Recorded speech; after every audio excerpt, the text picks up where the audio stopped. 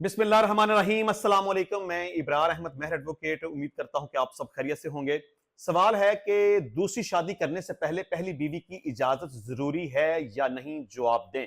देखिए, कानून के मुताबिक अगर कोई बंदा पहली बीवी की मौजूदगी में दूसरी शादी करना चाहे तो उसे पहली बीवी से इजाजत लेना जरूरी है।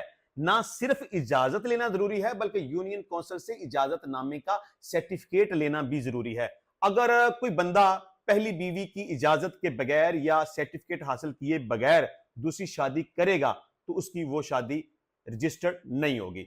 लेकिन चलें फर्ज कर लें किसी वजह से शादी भी हो गई, रजिस्टर्ड भी हो गई, तो जब पहली बीवी को पता चलेगा कि मेरे खामद ने मेरी मर्जी और इजाजत के बगैर दूसरी शादी कर ली है तो वो अपने खामद के खिलाफ अदालत में इस्तगासा दायर कर सकती है।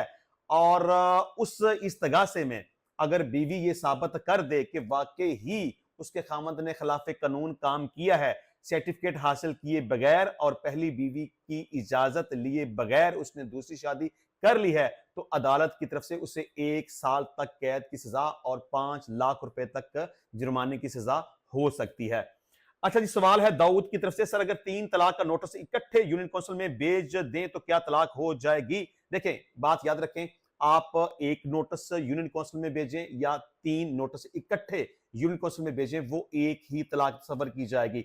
और तलाक देने के बाद यानी एक तलाक भेजें या 3 तलाकें इकट्ठी भेजें, उसे भेजने के बाद आपके पास 3 महीने का टाइम है, यानी 3 माह तक मियां और बीवी चाहें तो आपस में राजीनामा कर सकते हैं, रजू कर सकते हैं। लेकिन अगर वो 3 महीने तक आपस में रजू नहीं करेंगे और 3 महीने का टाइम गुजर जाएगा तो तलाक वाक़ई हो जाएगी और ये एक तलाक समझी जाएगी। और तलाक हो जाने के बाद यानी कि तलाक मुकम्मल हो जाने के बाद अगर मियां और बीवी दोबारा से कॉम्प्रोमाइज करते हैं, यानी साबका मियां बीवी दोबारा से राजीनामा कर लेते हैं, तो फिर वो रजू नहीं करेंगे, उन्हें नया निकाह करना पड़ेगा नए हक महर के साथ।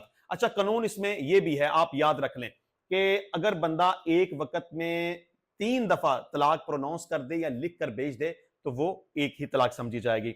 अच्छा जी, जाफर अली का सवाल है, सर मेरे वालिद ने जमीन मेरी पुप्पो के नाम कर दी है, हम 2 बहन भाई हैं, मेरे वालिद ने आज से 3 साल पहले अपनी बहन के नाम हिब्बा करवा दी है जमीन, तो क्या हम उसका अदालत में केस कर सकते हैं? देखिए जी, अगर तो आपके वालिद साहब ने अपनी मर्जी के साथ कानूनी तकाजों को पूरा करते हुए जमीन अपनी बहन के नाम के ऊपर ट्रांसफर की है और आपके वालिद साहब के साथ आपकी पुप्पी ने कोई धोखा, फ्रॉड, कोई 2 नंबरी, कोई जालसाजी नहीं की, तो फिर आपको कुछ नहीं मिलेगा। फर्ज कर लें कि आपके वालिद साहब हयात हैं और आप क्या करेंगे? अपने वालिद साहब के खिलाफ या अपनी पुप्पी के खिलाफ अदालत में केस दायर करेंगे।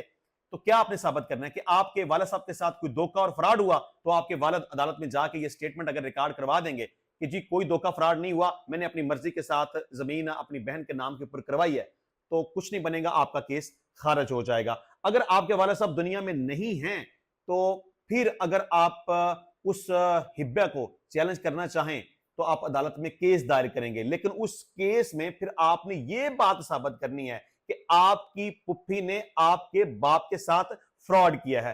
अगर तो आप ये बात साबित करने में कामयाब हो जाएं तो केस आपके फेवर में आ सकता है, लेकिन अगर आपने ऐसा साबित ना किया तो केस आपकी फेवर में नहीं आएगा। लेकिन एक बात हमेशा याद रखें कि अक्सर ऐसा होता है कि केस का फैसला केस दायर करने वाले की फेवर में नहीं आता। इंशाल्लाह मिलते हैं नेक्स्ट टाइम नई वीडियो में नए टॉपिक के साथ, तब तक के लिए इजाजत दीजिए। अल्लाह हाफिज।